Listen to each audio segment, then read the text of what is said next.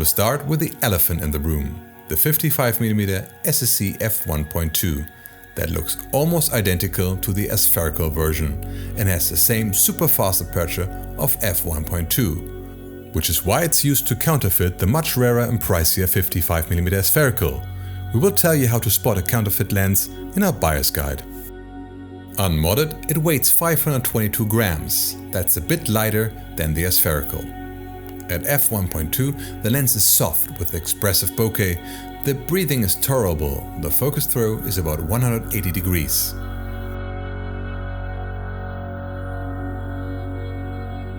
At the first glance, it looks very much identical to the aspherical version, even wide open.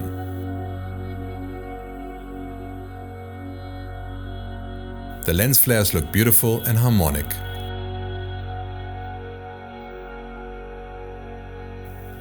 Close focus of the 55mm is good with 60 centimeters.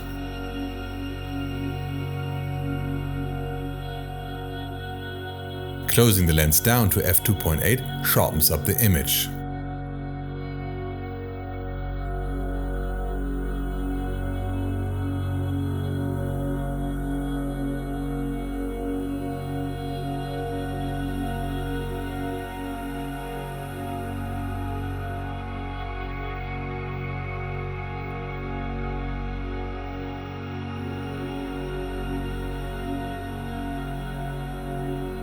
Closing to f4 sharpens a bit more.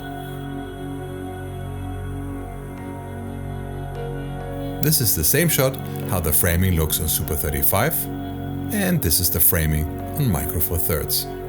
If we put the shots of the 55mm aspherical and the 55mm SSC side by side, we can tell that they look very much alike.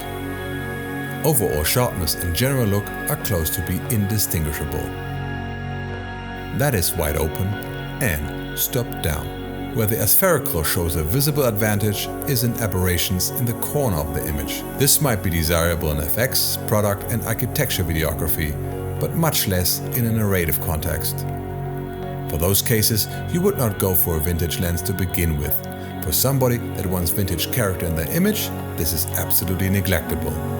For filmmakers on a budget that look for a super fast vintage lens, the Canon FD 55mm SSC is a must-have.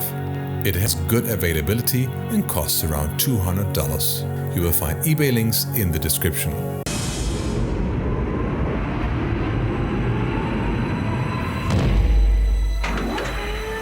It's time for a battle of the titans. Today we're going to compare the Canon K35 Cine Lenses versus Canon FD. Let's go.